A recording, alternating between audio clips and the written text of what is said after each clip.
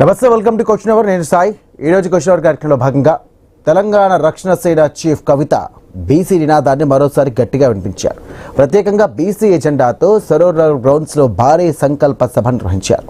ఇక బడుగు బలహీన వర్గాలకు రాజ్యాధికారం దక్కడమే తన జీవిత ధ్యేయం అంటూ పేర్కొన్నారు.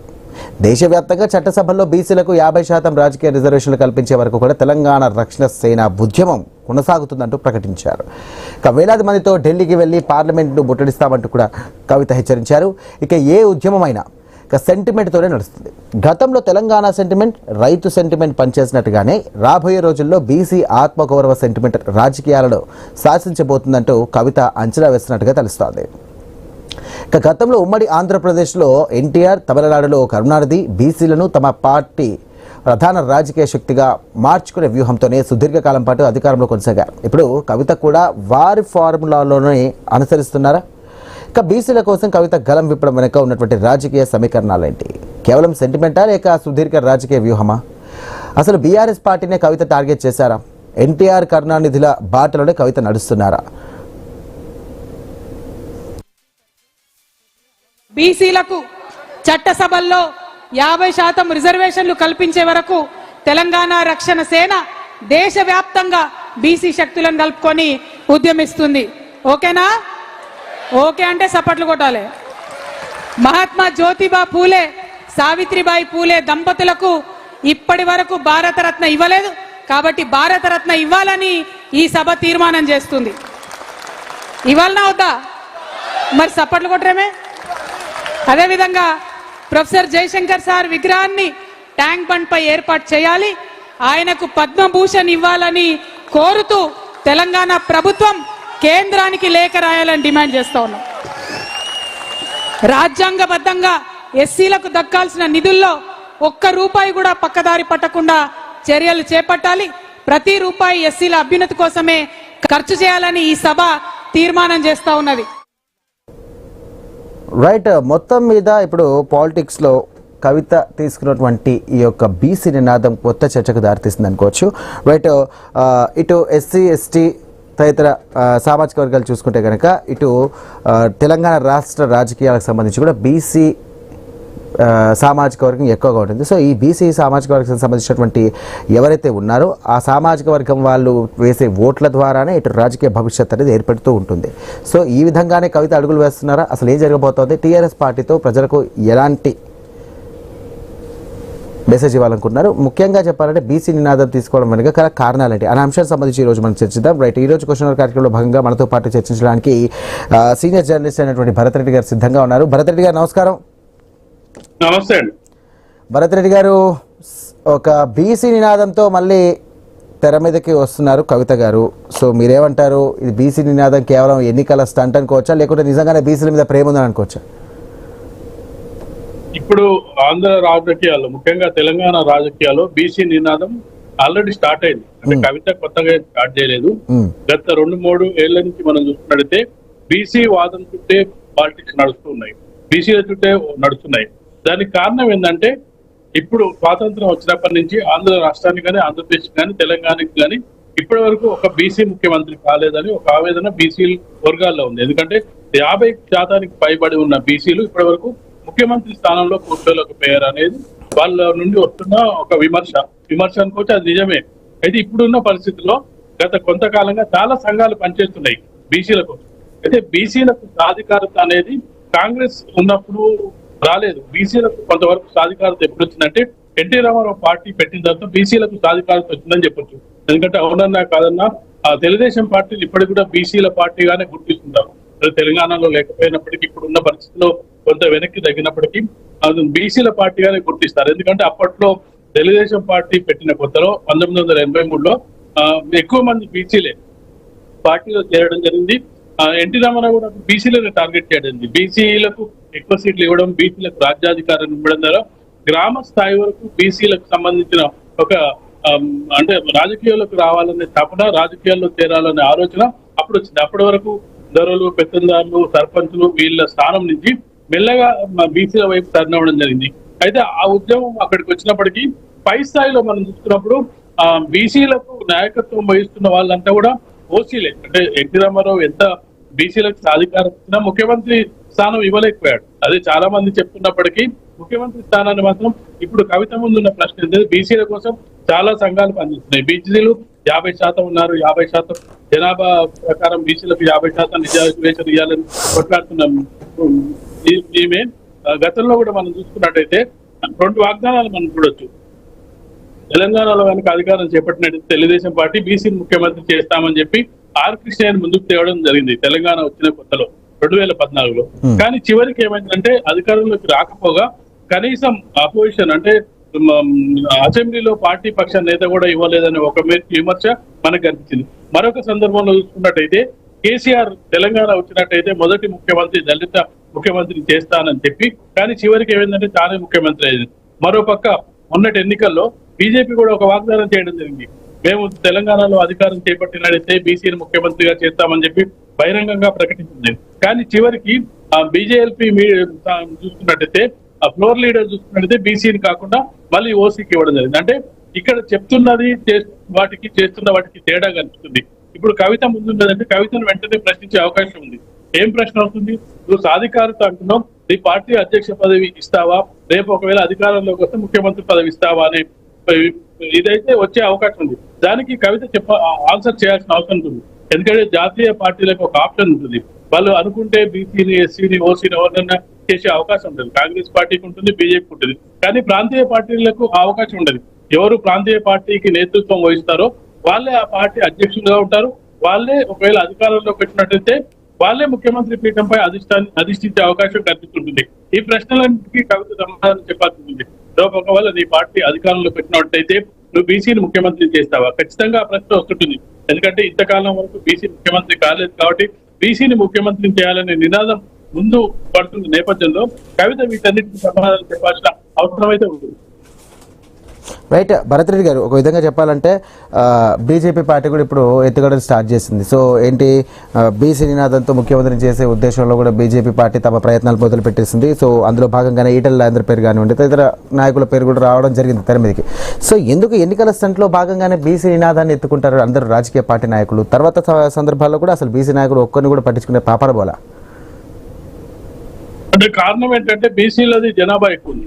50% పైన బీసీలను ఒకవేళ మనం మన వైపు తిప్పుకోగలిగితే అధికారం సాధించవచ్చు అనే ఒక దీంతో రాజకీయ పార్టీలు ఉన్నాయి.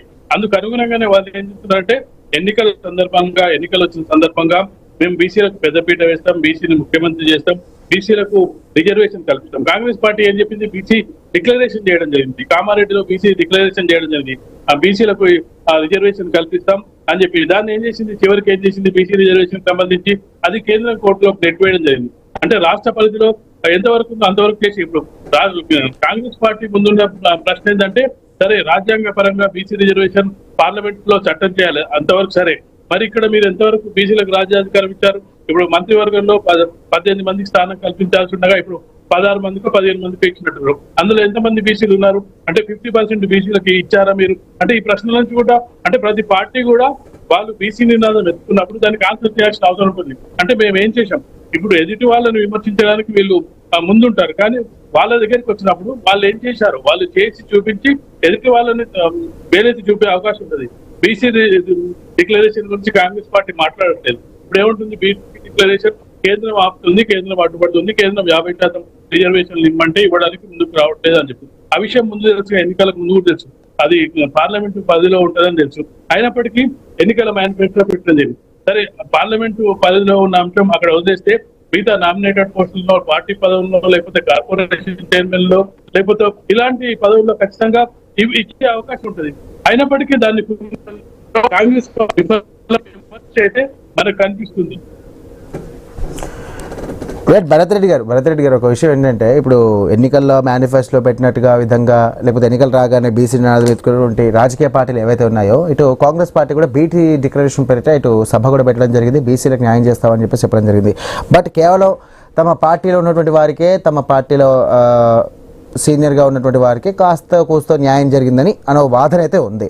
సో మొత్తం మీద కాంగ్రెస్ పార్టీ ప్రస్తుతం ఉన్నటువంటి ఒక బీసీ సామాజిక వర్గానికి సరైన న్యాయం చేసింది అనుకోవచ్చా? బీసీ సంబంధించిన నినాదం సరైన సామాజిక న్యాయం చేశారని చెప్పి ఎలా చెప్పుకుంటారు? ఎందుకంటే ఇప్పుడు మంత్రివర్గంలో కనీసం ఇప్పుడు 50% ఉంటా అంటే కనీసం 8 మంది నుంచి 9 మంది మంత్రులు ఉండాలి. ఇప్పుడు చూస్తే కేవలం 3 మంత్రులే ఉండడం జరిగింది. సరే కార్పొరేషన్ చైర్మన్ లో మిగతా వాటిలో ఇచ్చారంటే ఇవ్వలేదు. అంటే ఏంటంటే మేము ఇది చేసుడే ఎక్కువ అన్నట్టుగా చేస్తుంది. కాంగ్రెస్ పార్టీ చెప్పిన డిక్లరేషన్ ఏంటి, 50% బీసీలకు రిజర్వేషన్ కల్పిస్తామని చెప్పడం జరిగింది. వాళ్ళు చేసిందంటే కేవలం ఒక కులగణన మాత్రం చేయడం జరిగింది. కులగణన ఆధారంగా బీసీ జనాభాను బయటికి తీయడం జరిగింది. 56% వరకు ఉంది బీసీ జనాభా ముస్లింలతో కలిపి అని చెప్పడం జరిగింది. కానీ అందుకు అనుగుణంగా కార్యాచరణ కానీ, అందుకు అనుగుణంగా బడ్జెట్ కేటాయింపుల్లో బడ్జెట్ ఏ విధంగా కేటాయిస్తున్నారు బీసీలకు అనేది కూడా ఇక్కడ ప్రధానమైన ప్రశ్న. బీసీ మంత్రిత్వ శాఖ ద్వారా ఎంతవరకు మేలు జరుగుతుంది అంటే ఇవన్నీ ప్రశ్నలు ఉదయించే అవకాశం ఉంటుంది. ఎందుకంటే ఒక బీసీ నినాదం ఎత్తుకున్నప్పుడు దాని చుట్టూ సవాలు ప్రశ్న ఉంటుంది. దానికి ప్రతి పార్టీ ఆన్సర్ చేయాల్సి ఉంటుంది. ఇప్పుడు కేంద్రంలో ఉన్న బీజేపీ పార్టీ చేయాల్సి ఉంటుంది. ఎందుకంటే బీజేపీ పార్టీని చాలా కాలం నుంచి డిమాండ్ ఉంది, బీసీల మంత్రిత్వ శాఖ ఏర్పాటు చేయాలి కేంద్రంలో అని చెప్పి చాలా కాలం నుంచి ఆ నినాదం ఉంది. ఆ నినాదాన్ని ఒక బీజేపీ ఎప్పుడు పెద్దగా పట్టించుకునే దాఖలు లేదు. మనం ఇక్కడ చూసుకున్నట్టయితే బీసీలకు ఎంత బడ్జెట్ కేటాయిస్తున్నారో ఆ బడ్జెట్ అనేది రాష్ట్ర ప్రభుత్వం కూడా ఆన్సర్ చేయాల్సిన అవసరం ఉంటుంది. ఇప్పుడు కొత్తగా కవిత లాంటి వాళ్ళు కూడా నువ్వు బీసీ డిక్లరేషన్ ఇస్తున్నావు, బీసీ డిక్లరేషన్ ఇచ్చినప్పుడు నువ్వు బీసీలకు సామాజిక న్యాయం ఏ విధంగా చేస్తావు? నేను ముఖ్యమంత్రి కావాలి మిగతా వాళ్ళకి బీసీలకు న్యాయం చేస్తావా, లేకపోతే ముఖ్యమంత్రిత్వాన్ని బీసీలకు అప్పగిస్తావా? ఇప్పుడు మనం మిగతా రాష్ట్రాల్లో తమిళనాడులో మిగతా వాళ్ళు చూసినట్టే స్వయంగా వాళ్ళు బీసీకి నాయకత్వం వహించిన వాళ్ళు బీసీ నాయకులు. భరత్ రెడ్డి గారు ఇప్పుడు ఈ బీసీ నినాదంతో పాటుగా ఆవిడ బీఆర్ఎస్ పార్టీకి సంబంధించి కూడా మునుపటిలాగానే కొన్ని అస్త్రాలు శస్త్రాలు అన్నీ వేసింది. సో కేసీఆర్ కూడా ఆ టైంలో ఒక దళితుల్ని ముఖ్యమంత్రి చేస్తానని చెప్పేసి చెప్పినటువంటి విధంగా కూడా ఈవిడ కూడా ఒక బీసీ నాయకుని కూడా ముఖ్యమంత్రి చేసే దిశగా అడుగులు వేయబోతోంది అనడానికి ఏమన్నా అనిపిస్తుందా? ఇప్పటివరకు ఆమె అలాంటి ప్రకటన చేయలేదు. ఒకవేళ మా పార్టీ అధికారంలోకి వచ్చినట్టయితే మేము బీసీలకి రాజ్యాధికారం అప్పగిస్తాం, బీసీని ముఖ్యమంత్రి చేస్తామని చెప్పిన దాఖలాలు. ఎందుకంటే కేసీఆర్ చాలా సందర్భంలో తెలంగాణ ఏర్పాటు అయినట్టయితే తెలంగాణ మొదటి ముఖ్యమంత్రి, తొలి ముఖ్యమంత్రి ఒక ఎస్సీనే ఉంటాడని చెప్పడం జరిగింది. కానీ మొదటి మంత్రివర్గంలో తన ఎస్సీని ఉప ముఖ్యమంత్రిగా చేయడం జరిగింది. కానీ రెండో మంత్రివర్గంలో చూసుకున్నట్టయితే ఆ అవకాశం కూడా లేకపోయింది.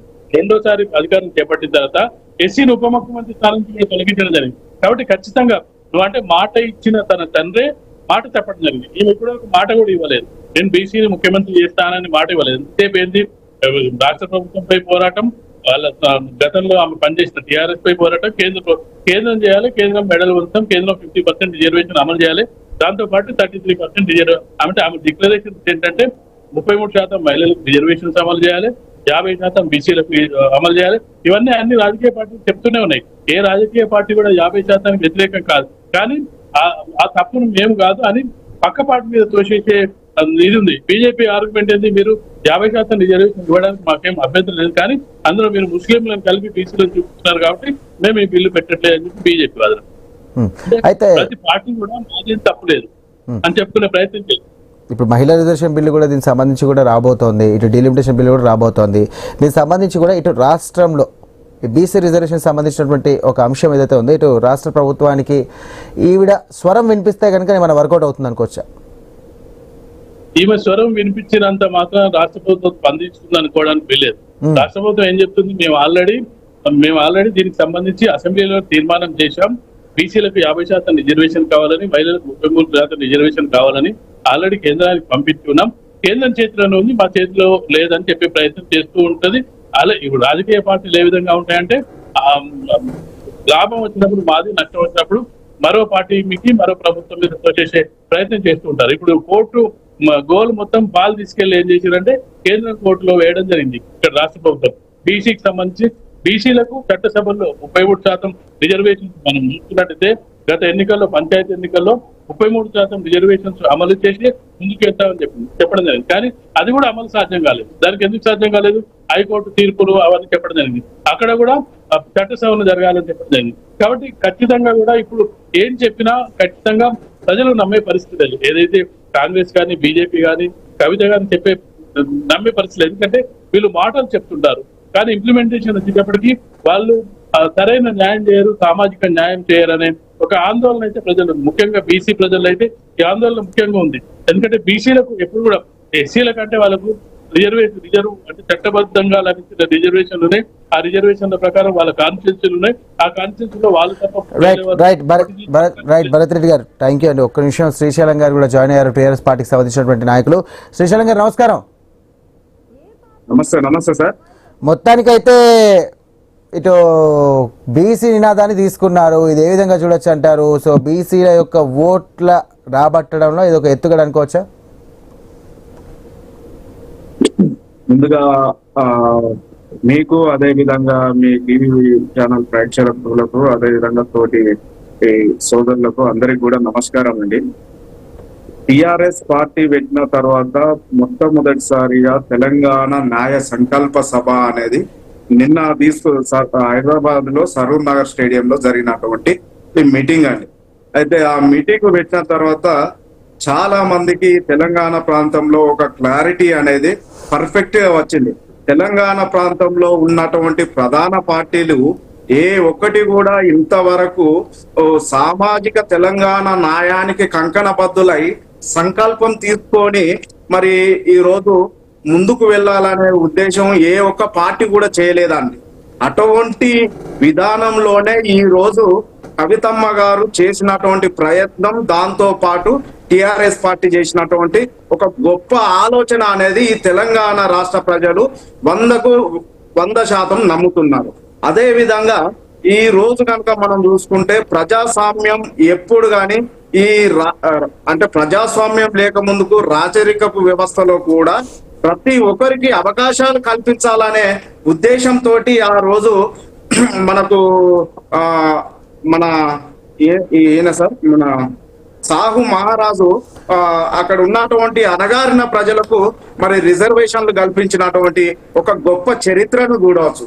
దాంతో పాటు శ్రీశైలం గారు ఒక్క నిమిషం, నిన్న జరిగినటువంటి ఒక సంగ్రామ సభలో భాగంగా మీ పార్టీ నాయకురాలు అలాగే కల్వకుంట్ల కవిత తాను అగ్రకులానికి సంబంధించినటువంటి నాయకురాలుగా ఒక మాట అన్నారు. అసలు ఏమన్నారు ఒకసారి చూద్దాం.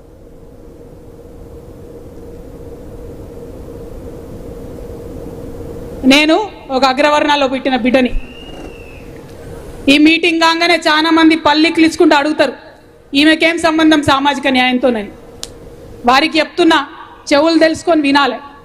నేను ఒక అగ్రవర్ణాల్లో పుట్టిన బిడ్డని, గర్వంగా చెప్తా ఉన్నా. ఎందుకంటే నా పుట్టుక నా చేతిలో లేదు. ఎవరి పుట్టుక మీద వాళ్ళ గర్వం ఉండాల్సిందే. కానీ కానీ కానీ ఎట్లా జీవించాలో, ఎట్లా పనిచేయాలో, ఎవరి కోసం పనిచేయాలో, ఏ విధానంతో పనిచేయాలో అది నా చేతిలో ఉంది. అది నా చేతిలోనే ఉంది. అందుకే ఇవాళ తెలంగాణలో ఉన్న అన్ని అణగారిన వర్గాలతోని, అణచివేయబడ్డ కులాలతోని, ఇప్పటికీ కనీసం ఒక వార్డు మెంబర్ కానటువంటి కులాలతోని, గ్రామ పంచాయతీ ముఖం తెలవని కులాలతోని, అసెంబ్లీ ఎట్లుంటుందో అర్థం కానటువంటి కులాలతోని, వారితోని కలిసి పనిచేసి, వారితోని భుజం భుజం తట్టి ఉద్యమం చేసి వారికి సాధికారత తెచ్చేంత వరకు కూడా నా జీవితం అంకితం చేస్తున్నానని ఈ సందర్భంగా నేను తెలియజేస్తాను. రైట్ శ్రీశైలం గారు, మీ నాయకురాలు కవిత చేసేటువంటి వ్యాఖ్యలు కొంచెం బీసీ నాయకులని అలాగే బీసీ సామాజిక వర్గాన్ని క్యాస్ట్ చేసే విధంగా ఉన్నట్టుగా అనిపిస్తుంది. మీరేమంటారు? అంటే అగ్రకులానికి చెందినటువంటి నాయకురాలుగా ఆమె ఉంది, ఓకే రైట్. బీసీ నినాదం ఎత్తుకోవడం వల్ల రాబోయే రోజుల్లో మీ పార్టీకి సంబంధించినటువంటి మనుగడ కొనసాగించడం కానీ లేకపోతే ప్రజలలో దృష్టి ఆకర్షించడం విధంగా ఉన్నదనుకోవచ్చా? సార్ ఒకటి సార్, మనం మన పుట్టుక అనేది ఏ కులంలో పుడతామా అనేది మనకు కూడా తెలియదండి. ఆ పుట్టుక పుట్టిన తర్వాత మనిషి ఏ వర్గాల కోసం పనిచేస్తున్నారు, ఎవరి కోసం పనిచేస్తున్నారు అనేది చాలా ముఖ్యమైన విషయం అనేది కవితమ్మ గారు చెప్పిండు. ఈ రోజు నేను కూడా అదే చెప్తున్నా. గౌతమ బుద్ధుడు సార్, గౌతమ బుద్ధుడు ఆయన ఒక గొప్ప రాజు, యువరాజుగా ఉన్నప్పుడు రాజు కావాల్సినటువంటి గొప్ప మహనీయుడు గౌతమ బుద్ధుడు.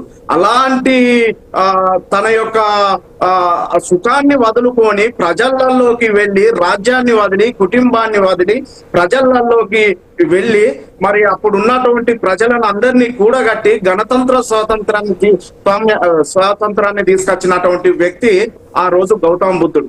ఇప్పుడు అదే విధానంలో అగ్రకులం అన్నతోటే ఎందుకు వీళ్ళు ఉలిక్కి పడుతున్నారు తెలిసి తెలియని అటువంటి కొంతమంది అంటే నేను ఎందుకంటున్నా అంటే ఈ విధానంలో ఒక వ్యక్తిత్వం చూడాలండి. కులం అనేది తర్వాత కుల పునాదుల రైట్ మీద ఏ మొత్తం మీద బీసీ నినాదం నిలబడదండి. రైట్ ఆ వ్యక్తి యొక్క వ్యక్తిత్వం ఎలాంటిది అనేది మనం ఖచ్చితంగా చూద్దాం కవిత గారు తీసుకున్నటువంటి ఒక బీసీ నినాదం ఎంతవరకు పనిచేస్తుంది, అలాగే దీనికి సంబంధించి కూడా బీసీ నాయకులు ఏమంటున్నారు, బీసీ సామాజిక వర్గం మీకు అండగా నిలుస్తుందా లేదా అనేది క్వశ్చన్ మార్కే చూడాలి. మరి ఇప్పుడు ప్రస్తుతం ఉన్నటువంటి కాంగ్రెస్ పార్టీ, బీజేపీ కానీ ఇటు బీఆర్ఎస్ పార్టీ కానీ అందరూ కూడా బీసీ నినాదం ఎత్తుకుంటున్నారు. బట్ బీసీ సామాజిక వర్గం ఎవరికి పట్టం కట్టబోతుంది రాబోయే ఎన్నికల్లో అనేది పెద్ద క్వశ్చన్ మార్క్ ఉంది. థ్యాంక్ యూ భరత్ రెడ్డి గారు, థ్యాంక్ యూ శ్రీశైలం గారు, థ్యాంక్ యూ ఫర్ జాయినింగ్ అండి. ఇది వాళ్ళ క్వశ్చన్ ఎవరు మరో అంశంతో మనకి కలుద్దాం. అంతవరకు చూస్తూనే ఉండండి మీ ఐ న్యూస్.